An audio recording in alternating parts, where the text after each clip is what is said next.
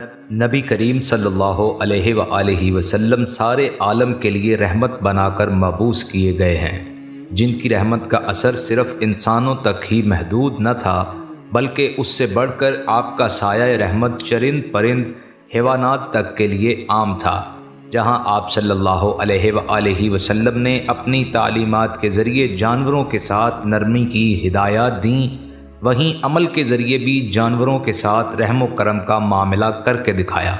قربان جائیے نبی اکرم صلی اللہ علیہ وآلہ وسلم پر، جنہوں نے آج سے 14 صدی قبل حیوانات کے حقوق کے تحفظ اور ان کی حمایت کا اعلان فرمایا۔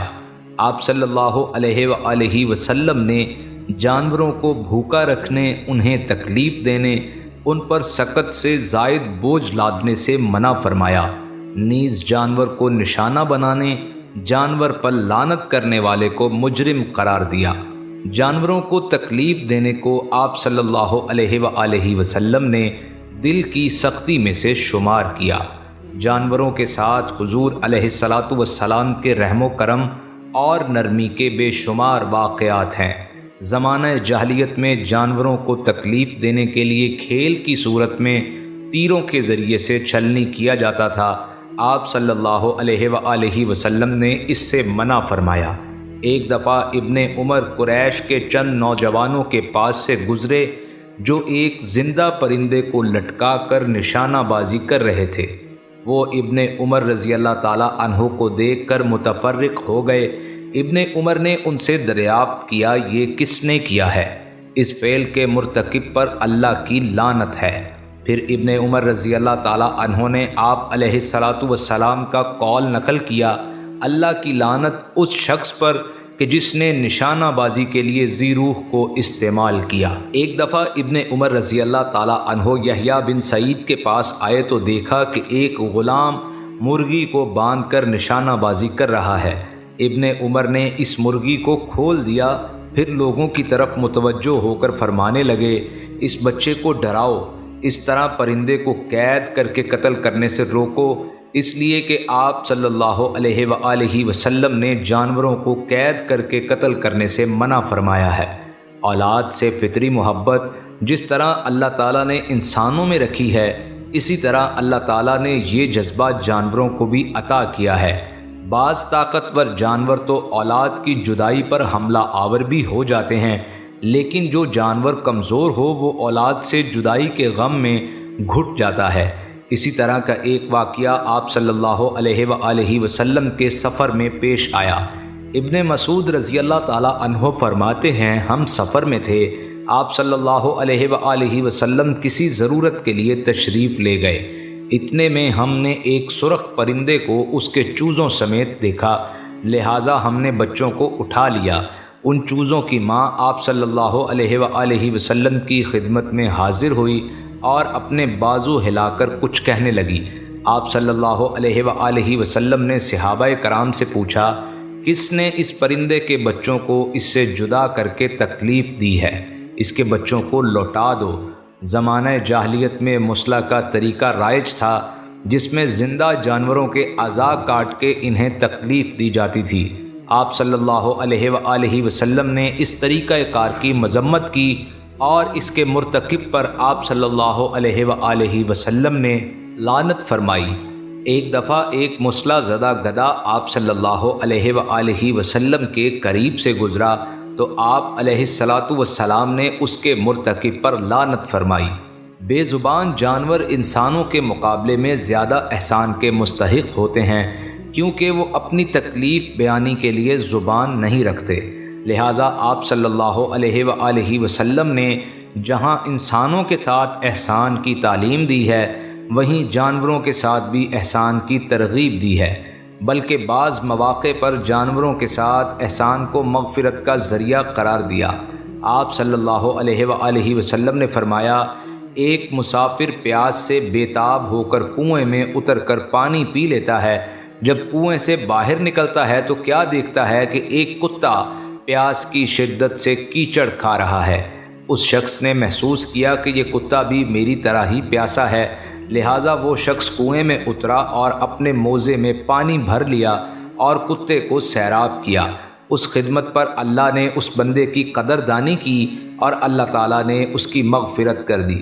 صحابہ کرام نے سوال کیا، کیا ہمیں جانوروں پر بھی احسان کرنے سے اجر ملے گا؟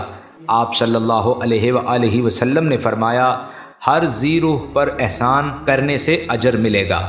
اس سے عجیب واقعہ ابو ہریرہ رضی اللہ تعالیٰ عنہ سے مروی ہے۔ آپ صلی اللہ علیہ وآلہ وسلم نے فرمایا، ایک دفعہ پیاس کی شدت سے ایک کتا کنویں کے ارد گرد گھوم رہا تھا، قریب تھا کہ پیاس کی وجہ سے وہ ہلاک ہو جائے۔ اچانک ایک گنہگار عورت جو بنی اسرائیل کی تھی، اس نے اپنے موزے کو نکالا اور کتے کو پانی پلایا۔ اللہ تعالیٰ نے اس عورت کی مغفرت فرما دی۔ اس کے بالمقابل جانوروں کے ساتھ برا سلوک بعض دفعہ انسانوں کو جہنم میں بھی لے جاتا ہے۔ ایک عورت ایک بلی کو تکلیف دینے کے سلسلے میں جہنم میں چلی گئی۔ اس عورت نے بلی کو باندھ دیا تھا، اس کو نہ کھلاتی تھی اور نہ ہی اس کو چھوڑتی تھی کہ وہ باہر اپنی غذا کا انتظام کر سکے، حتیٰ کہ وہ کمزور ہو گئی اور مر گئی۔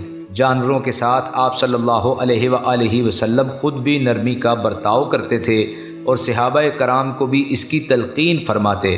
ایک دفعہ ایک اونٹ بدک گیا، صحابہ کرام کے لیے اس اونٹ کو سنبھالنا دشوار ہو گیا۔ آپ صلی اللہ علیہ وآلہ وسلم باغ میں داخل ہوئے جس میں یہ اونٹ تھا۔ آپ صلی اللہ علیہ وآلہ وسلم اونٹ کی طرف بڑھ رہے تھے تو صحابہ کرام نے کہا، یہ اونٹ کتے کی طرح ہو گیا ہے، یہ آپ پر حملہ آور ہو سکتا ہے۔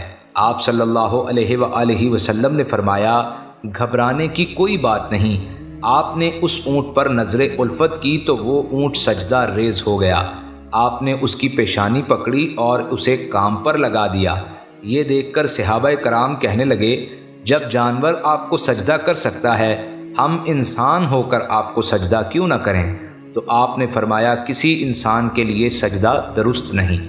اگر کسی انسان کے لیے سجدہ درست ہوتا تو میں عورت کو حکم دیتا کہ وہ اپنے شوہر کو سجدہ کرے۔ ایک دفعہ آپ صلی اللہ علیہ وآلہ وسلم باغ میں داخل ہوئے، وہاں ایک اونٹ تھا۔ اس نے جیسے ہی آپ صلی اللہ علیہ وآلہ وسلم کو دیکھا تو وہ رونے لگا۔ آپ صلی اللہ علیہ وآلہ وسلم نے اس کے آنسو پوچھے، وہ خاموش ہو گیا۔ آپ نے اس کے مالک کے بارے دریافت کیا تو ایک انصاری صحابی نے کہا کہ میں اس کا مالک ہوں۔ آپ نے فرمایا، کیا تم جانور کے سلسلے میں اللہ سے نہیں ڈرتے جس کا اللہ نے تمہیں مالک بنایا ہے؟ اس سے کام زیادہ لیتے ہو اور بھوکا رکھتے ہو۔ ناظرین، جانور بڑی حساس طبیعت کے مالک ہوتے ہیں، وہ پتہ لگا لیتے ہیں کہ اب ان کے ساتھ کیا معاملہ ہونے والا ہے۔ اسی لیے آپ صلی اللہ علیہ وآلہ وسلم نے جانور کے سامنے چاقو وغیرہ تیز کرنے سے منع کیا، اس سے جانوروں کو گھبراہٹ ہوگی۔ نیز آپ نے ذبح میں احسان کے پہلو کو اپنانے کی بھی ترغیب دی کہ جانور کو مکمل طور پر ذبح کیا جائے، کہیں اسے تڑپتا ہوا نہ چھوڑیں۔ آپ صلی اللہ علیہ وآلہ وسلم کا فرمان ہے، اللہ تعالیٰ نے ہر چیز میں احسان کو لازم کیا ہے۔ جب تم ذبح کرو تو اچھی طرح ذبح کرو، چھری کو تیز کر لیا کرو اور مذبوح کو راحت پہنچاؤ۔ ایک صحابی رضی اللہ تعالیٰ عنہ نے فرمایا، یا رسول اللہ صلی اللہ علیہ وآلہ وسلم، میں بکری کو ذبح کرتا ہوں تو اس پر رحم بھی آتا ہے۔ آپ صلی اللہ علیہ وآلہ وسلم نے فرمایا، اگر تم نے بکری پر رحم کیا تو اللہ تعالیٰ تم پر رحم کرے گا۔ ابن عباس رضی اللہ تعالیٰ عنہ فرماتے ہیں، ایک صحابی جانور کو لٹا کر چھری تیز کرنے لگے۔